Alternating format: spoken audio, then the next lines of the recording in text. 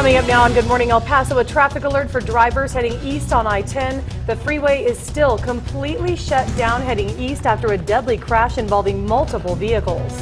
Also, our round-the-clock crew is on the scene of a house fully engulfed in flames this morning. We will have the latest in a live report. And our New Mexico Mobile Newsroom inside the courtroom for the trial of a sheriff's deputy accused of killing his co-worker. What witnesses testified coming up. Live, where news comes first. From the Mesilla Valley and Las Cruces to El Paso and the borderland. This is ABC7's Good Morning El Paso.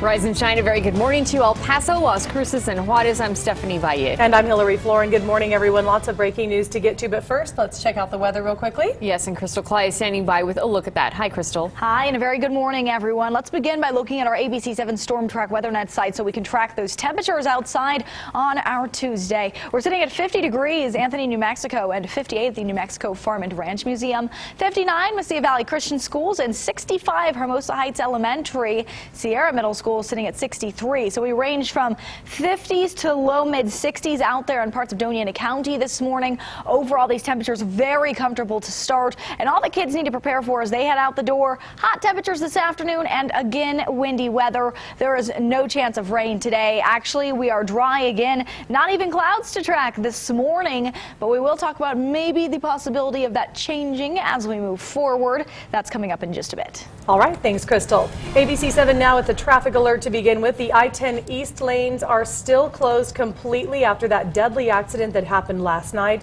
The update is that 2 people are dead and 6 remain in the hospital this morning. It happened just after 6 o'clock last night on I-10 West, just past Sunland Park. Traffic in both directions of I-10 was at a standstill for hours. Now, this video was sent to us by an ABC7 viewer, Oscar Olivare. You can see the flames there shooting from the cab of the semi. 2 vehicles ended up upside down. 1 vehicle was scorched along with the cab of that semi.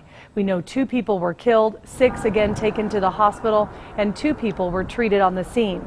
So here's a live look right now at I-10. This is what it looks like. We know that traffic heading eastbound every morning is really backed up already. Well, guess what? The left-hand lanes here that you're looking at on the left-hand side of your screen, those are the eastbound lanes completely closed to traffic still, and a lot of backup. It's all the way past Wrestler. It's really far back there this morning. And we have more breaking news this morning. The fire department is responding to a house fire on the 7300 block of Orizaba. This is on the west side. And we're told firefighters responded to 2 homes fully engulfed in flames around 4 this morning. Good morning, El Paso's Denise Olivas is live from the scene with the latest. Denise, what can you tell us? Good morning, and investigators expect to be out here for a few more hours to figure out what exactly led to the house fire right behind me. It is blocked off right now by the fire trucks and the fire units, so you can't get a view from where I'm standing. But we do know that when crews did arrive, they arrived to find a house engulfed with flames and filled with smoke. We've just learned also that the home has been 80% damaged from that fire. It came down again just before 4 this morning. As soon as firefighters arrived to the scene, they made entrance into the home trying to look for anyone that was inside. We know that at least 1 person was able to get out on their own. It's still unclear if there were any other people inside the home. We do know, good thing here, no injuries were reported. So again, investigators still trying to find out exactly what happened. We've also just learned that the damage is estimated at about $150,000. So back out here live in this West El Paso neighborhood, several neighbors have been standing around just trying to ask questions, trying to find out more details. But again, as soon as investigators or officials give us any more information, of course, we'll pass it along. The area here should not impact the morning commute. It is in a residential area, so really the only people being affected are the ones that live here in this residential area. For now, we're live in West El Paso. Denise Olivas, ABC7. All right, Denise, thank you for the update. And now to round-the-clock coverage from central El Paso. A car crashed into a building near the intersection of Montana and House.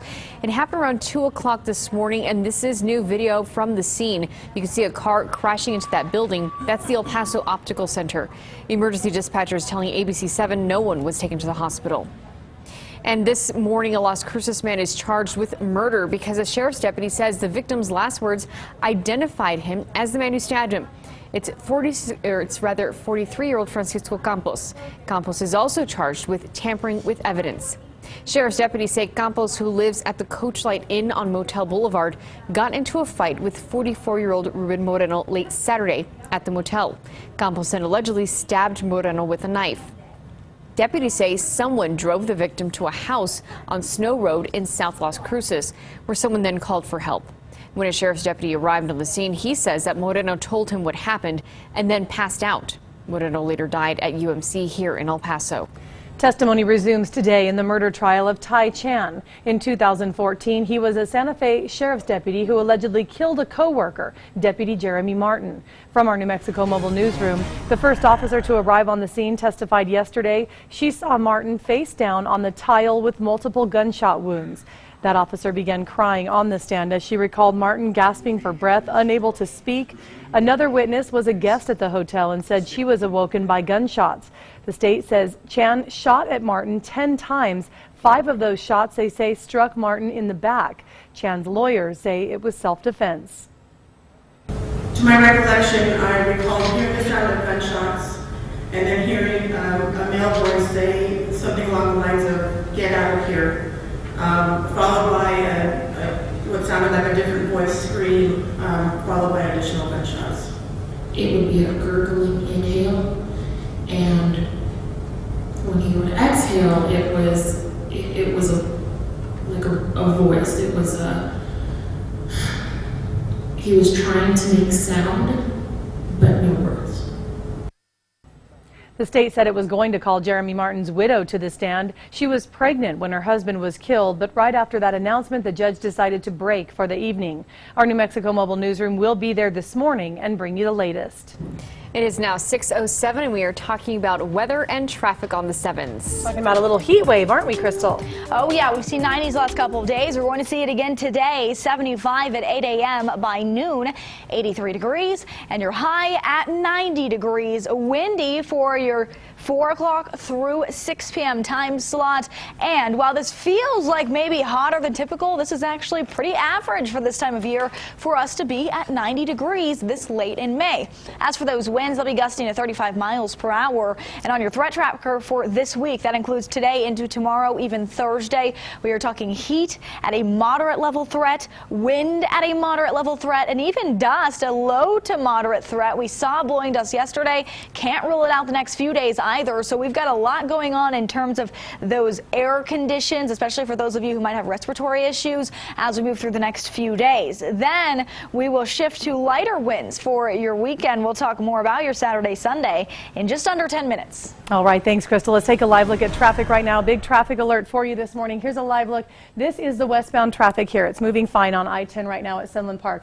Eastbound, though, is what we're looking at here. There's a complete closure. This is where that accident happened last night, that fatal accident that we just told you about. So I want to let everyone know the backup here is really bad. It's backing up for miles now. TxDOT says it hopes to have it open by about 7:30 this morning, so we'll continue to update you.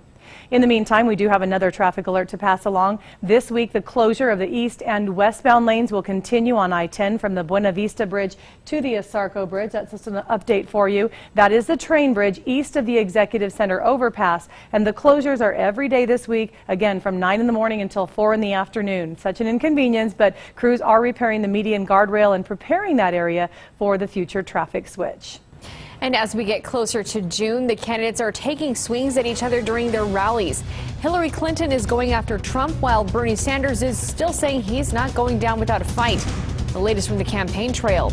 It is 6:09. This is ABC 7, where news comes first.